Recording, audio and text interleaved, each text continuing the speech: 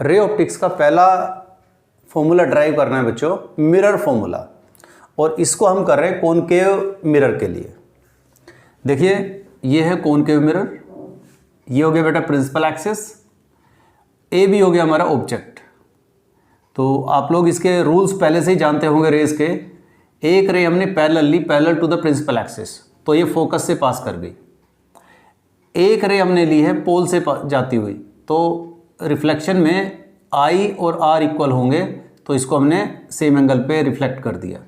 इस पॉइंट पे काटे तो ए डैश बी डैश हो गई हमारी इमेज। तो बेटा ए बी हमारा ऑब्जेक्ट है और A dash B dash image है। तो इस पूरे डायग्राम में देखो दो दो ट्रायंगल देखो जो आपस में सिमिलर हो।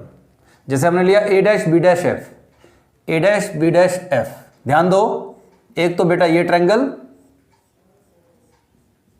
और दूसरा डी पी डैश एफ, ये वाला ट्रायंगल। तो ये दोनों ट्रायंगल आपस में सिमिलर हैं। क्यों? ये एंगल इसके इक्वल होगा, ये 90 और ये भी 90, तो सिमिलर हैं, तो बेटा रेशोज इक्वल होंगी। तो A dash B dash upon D P dash is equals to F B dash upon P dash F. तो हमने ये फॉर्मूला लिख लिया रेशोज इक्वल करके। यहाँ पे देखा हमने कि ये जो अगर हम एपर्चर को, मिरर की एपर्चर को बहुत कम लें, बहुत छोटी हो, तो बेटा पी डैश और पी कोइंसाइड करेंगे। दूसरी बात डी पी डैश जो है ये ए बी के इक्वल है, तो हम इस फॉर्मूले में अगर रख दें तो A dash B dash upon D P dash क्या हो जाएगा, A B. F B dash को हम क्या लिख सकते हैं, एफ बी डैश, हमने इसको लिखना है तो इसको लिख सकते हैं बेटा P B dash minus P F. तो हमने ये लिख दिया डिवाइडेड बाई पी डैश की जगह पी कर दिया, तो पी एफ। तो ये फर्स्ट इक्वेशन हो गया बेटा। सिमिलरली दो ट्रायंगल और चूज करो जो सिमिलर हो। इसमें बेटा ए बी पी और A dash B dash P ये दोनों सिमिलर हैं, क्योंकि ये एंगल इसके इक्वल है, ये 90 और ये 90। तो बेटा यहां पे भी रेशियोज इक्वल करो, A dash B dash upon A B is equals to P B dash upon P B, P B dash upon P B. अब बेटा इसमें देखो ये और ये सेम है, तो हम कह सकते हैं ये और ये सेम होंगे। तो इन दोनों इक्वेशन को इक्वेट करके हमने ये इक्वेशन बना ली नई। यहाँ पर अगर हम साइन कन्वेंशन यूज़ करें तो साइन कन्वेंशन में देखना बच्चों P से सभी इस तरफ है, तो पी बी डैश ये इमेज की डिस्टेंस है तो माइनस V, और पी बी ये ऑब्जेक्ट की डिस्टेंस है तो बेटा minus U। P F focal length है तो इस तरफ ही है, तो ये भी माइनस में। इनको हमने पुट किया इक्वेशन 3 में, तो बेटा सबको इक्वेट कर दो, सबको इक्वेशन को रख के लास्ट में इसको क्रॉस मल्टीप्लाई करके यहाँ ले आओ और इसको डिवाइड कर दो पूरे को दोनों तरफ UVF से, तो हमारा ये फॉर्मूला आ जाता है। यही कहलाता है हमारा मिरर फॉर्मूला। और ऐसा नहीं है कि ये सिर्फ कॉनकेव मिरर पे एप्लीकेबल होगा, ये कॉन्वेक्स मिरर पे भी एप्लीकेबल होगा। मैग्निफिकेशन होते है बेटा size of image upon size of object. जैसे यहां इमेज का साइज क्या है, A dash B dash, object का साइज क्या है, ए बी, तो this is M is equals to A dash B dash upon A B. A dash B dash image के साइज को या उसकी हाइट को हम कहते हैं h2 और ऑब्जेक्ट की साइज को बोलते हैं h1, तो m इज इक्वल्स टू हो जाता है बेटा h2 बाई h1। अच्छा यहां पर देखना इक्वेशन 2 से, इक्वेशन 2 ये रही A dash B dash upon A B is equals to P B dash upon P B. तो बेटा इस सेकेंड इक्वेशन से हम देख रहे हैं A dash B dash upon A B is equals to P B dash upon P B. A dash B dash क्या होगा हमारा, देखो ये उल्टा है तो हमने इसको कहा h2, तो ये नीचे है प्रिंसिपल एक्सिस से तो माइनस में आएगा, तो माइनस h2, ये माइनस h2, और ए बी ऊपर की तरफ है तो बेटा ये प्लस h1, बाकी P B dash minus v और पी बी माइनस u। तो इस माइनस को भी अगर इधर ले जाओगे बेटा तो h2 by h1 is equals to minus v upon u, लेकिन हमारा h2 अपॉन h1 क्या है m, तो m is equals to h2 upon h1 which is equals to minus v upon u। तो मैग्निफिकेशन का फॉर्मूला बन गया ये यूनिवर्सल है बेटा, मिरर पे सभी पे एप्लीकेबल होगा। इससे हम कई चीजें कंक्लूड करते हैं। अगर m पॉजिटिव है तो इसका मतलब बेटा इरेक्ट, पॉजिटिव का मतलब इरेक्ट से है, और अगर इरेक्ट है इमेज तो इसका मतलब वर्चुअल होगी, पक्का इरेक्ट और वर्चुअल एक साथ आएंगे। इसी तरह से m अगर नेगेटिव है तो नेगेटिव का मतलब इन्वर्टेड इमेज है, और जब इन्वर्टेड होगी तो पक्का है वो रियल भी होगी। तो इन्वर्टेड इमेज हमेशा रियल होगी, जैसे इस केस में इन्वर्टेड है और रियल भी है। m अगर ग्रेटर देन 1 है, इसका मतलब है कि इमेज का साइज ऑब्जेक्ट के साइज से बड़ा होगा, तो एनलार्ज्ड इमेज होगी। और अगर m लेस देन 1 है तो इसका मतलब बेटा डिमिनिश्ड इमेज होगी, इमेज का साइज ऑब्जेक्ट के साइज से कम होगा। और m इज इक्वल टू 1 क्या होगा? इक्वल, मतलब इमेज का साइज और ऑब्जेक्ट का साइज दोनों इक्वल होंगे। ऐसा कब होता है? जब ऑब्जेक्ट सेंटर ऑफ कर्वेचर पे रखा होता है। तो इमेज भी सेंटर ऑफ कर्वेचर पे ही बनती है और इमेज का और ऑब्जेक्ट का साइज दोनों इक्वल आते हैं।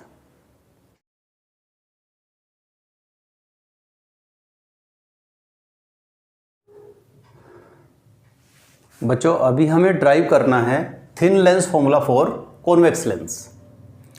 तो कॉन्वेक्स लेंस के लिए हमें थिन लेंस फॉर्मूला ड्राइव करते हैं। चलो, ये बेटा कॉन्वेक्स लेंस हो गया, ये हो गया ऑब्जेक्ट ए बी, इधर का फोकस ये और इधर का फोकस ये। यहाँ से एक रे पैरेलल डालो जो प्रिंसिपल एक्सिस के पैरेलल है, तो वो फोकस से निकल के इधर आ गई। और एक रे जो ऑप्टिकल सेंटर से जाएगी वो बिना किसी डेविएशन के सीधी निकल जाएगी, तो ये यहाँ मिलती हैं। तो बेटा ये जो बना this is image, A dash B dash is image.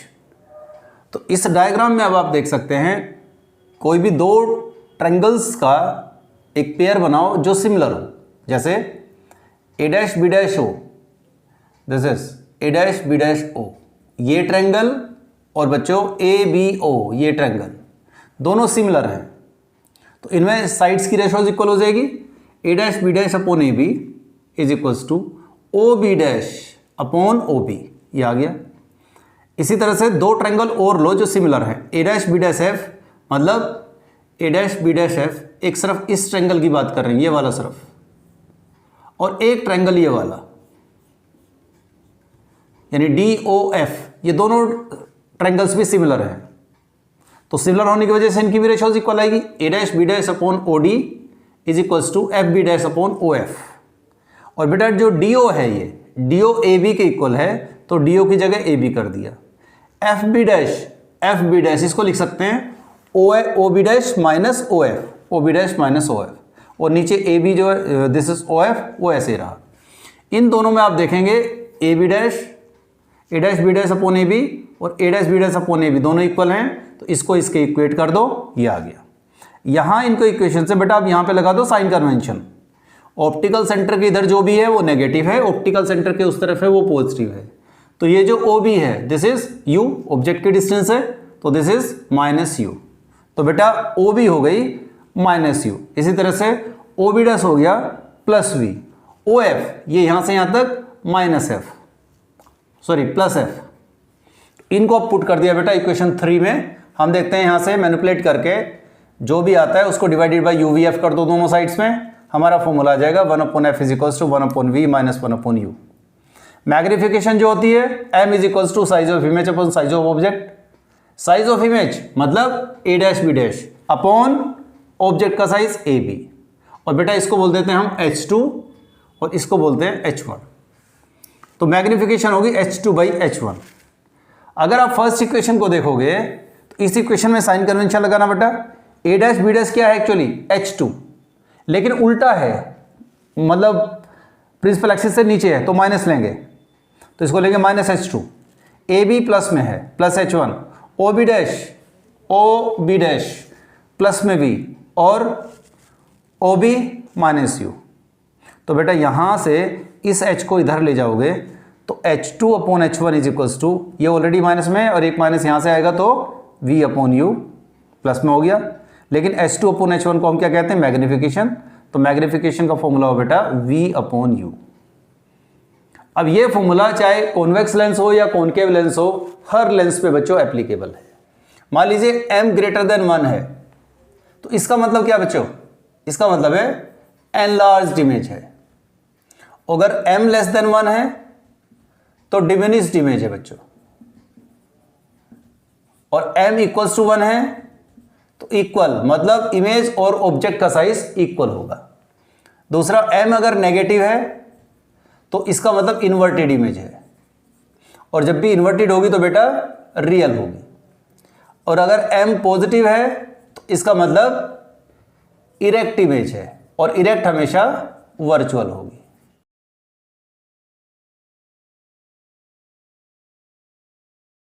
बेटा अभी हम ड्राइव करने वाले हैं refraction through a glass slab. ये हमने एक ग्लास स्लैब मान ली है, ये इस पर कोई एक इंसिडेंट रे आती है, तो अगर ये ग्लास स्लैब ना होती ऐसे सीधे निकल जाती। तो actually this is the direction of incident ray. अब ये एयर से जब ग्लास में ट्रैवल करेगी तो ये अवे फ्रॉम द नॉर्मल, क्योंकि डेंसर मीडियम में जा रही है तो ऐसे आएगी ए से बी, और फिर यहाँ ग्लास से जब वापस एयर में जाएगी तो फिर अवे फ्रॉम नॉर्मल। तो यहाँ पर ये जो ई एंगल है this is emergent angle, this is incident angle, this is emergent angle, this is incident ray and this is emergent रे।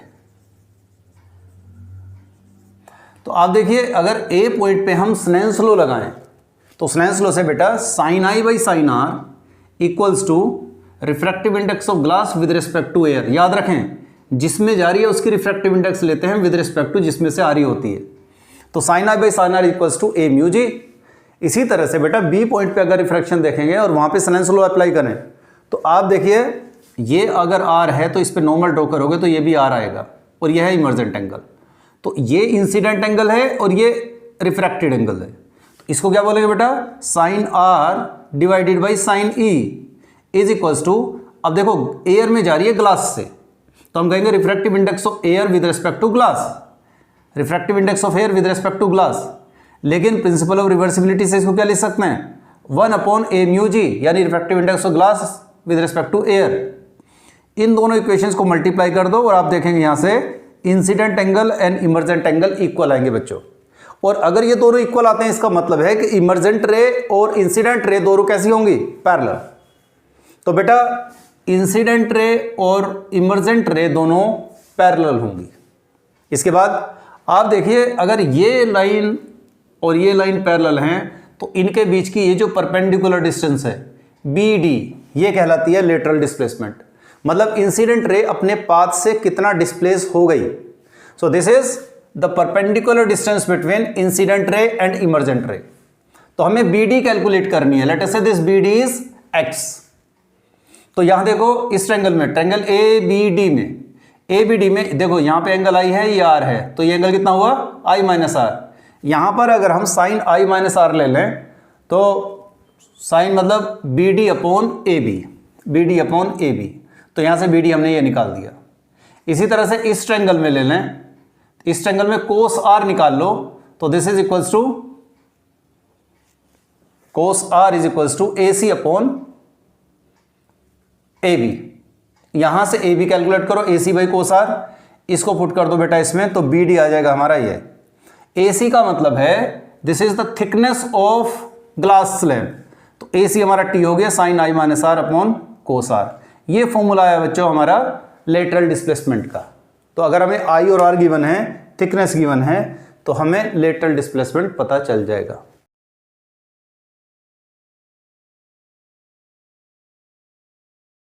अभी हमें ड्राइव करना है बच्चों relation between real depth and apparent depth.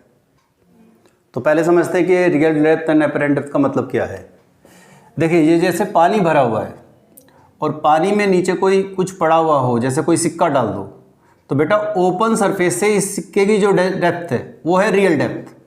यहाँ से लेके ये जो है दिस इज रियल डेप्थ, इसको नॉर्मली हम टी कह देते हैं। एपेरेंट डेप्थ जब आप बाहर से देखोगे, यहाँ आपकी आंखें हों तो बेटा यहाँ से जब देखोगे तो आपको सिक्का यहाँ पे नज़र आएगा थोड़ा सा उठा हुआ।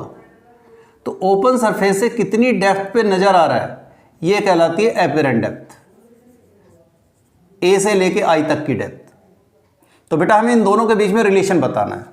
तो देखते हैं, देखो हमें बाहर से इस सिक्के को देखना है तो एक रे तो ऐसे स्ट्रेट निकाल दो, एक रे ऐसे साइड में निकालो। जब बी पे रिफ्रैक्शन होगा तो डेंसर से रेयर में जा रही है तो अवे फ्रॉम नॉर्मल जाएगी, तो जब अवे फ्रॉम नॉर्मल जाएगी तो आर बड़ा होगा। तो बेटा ये रे और ये रे एक साथ मिलेंगे नहीं, आप इसको बैक साइड में मिलाओ, यहाँ मिली, तो ये हो गई इसकी इमेज। मतलब ऑब्जेक्ट यहाँ है और बाहर से देखने पे आपको यहाँ नजर आएगा। तो आप देखिए इस पॉइंट पे अगर ये आई है तो ये लाइन और ये लाइन पैरेलल है तो ये भी आई हो गया। इसी तरह से ये आर है तो फिर ये भी आर होगा। ट्रायंगल ए बी ओ में आप देखें, पहले हम स्नेल्स लॉ अप्लाई कर देते हैं बी पे, तो sine I by sine R equals to water से ग्लास एयर में जा रही है तो refractive index of air with respect to water, इसको रेसिप्रोसिटी से 1 upon refractive index of water with respect to air लिख दें। In triangle A B O, इसमें देखिए बच्चों साइन आई इज इक्वल्स हो जाएगा A B upon O B, A B upon O B. इसी तरह से ए बी आई में sine R equals to A B upon I B, I B. इन दोनों को पुट कर दो फर्स्ट इक्वेशन में बच्चों, तो ए म्यू डब्ल्यू यानी refractive index of water with respect to air आएगी O B upon I B. लेकिन अब जब बाहर से देखते हो तो आंख की अपर्चर बहुत छोटी है, तो उस केस में हम ये कह सकते हैं कि ए ओ और ओ बी ये दोनों बहुत पास पास हैं, दोनों की डिस्टेंस बराबर होगी। तो हम ये कह सकते हैं आई बी आई ए के इक्वल होगा, ओ बी ओ ए के इक्वल होगा। हमने ओ बी की जगह ओ ए लिख दिया, आई बी की जगह आई ए लिख दिया। ओ ए क्या है? ओ ए है रियल डेप्थ और ये आई ए क्या है? Apparent depth. तो refractive index of water is equals to real depth upon apparent depth. अच्छा, यहां थी ऑब्जेक्ट और यहां है इमेज, तो कितना शिफ्ट हुआ? यहां से यहां पहुंच गया, ये कहलाता है नॉर्मल शिफ्ट। तो नॉर्मल शिफ्ट का मतलब आई ओ। आई ओ क्या कैसे निकाल सकते हैं बेटा? इसको निकालना है, तो ए ओ माइनस ए आई, ओ ए माइनस आई ए, एक ही बात है। ओ ए का मतलब रियल डेप्थ मतलब टी, आई ए का मतलब देखो यहां से निकाल लो, आई ए क्या आ जाएगा? I A is equals to O A upon A mu W. तो ओ ए मतलब T, T upon A mu W. यहां से टी कॉमन ले लो, 1 minus 1 upon refractive index of water. अगर ये ग्लास होता है यहाँ पे तो यहाँ रिफ्रैक्टिव इंडेक्स ग्लास की आती।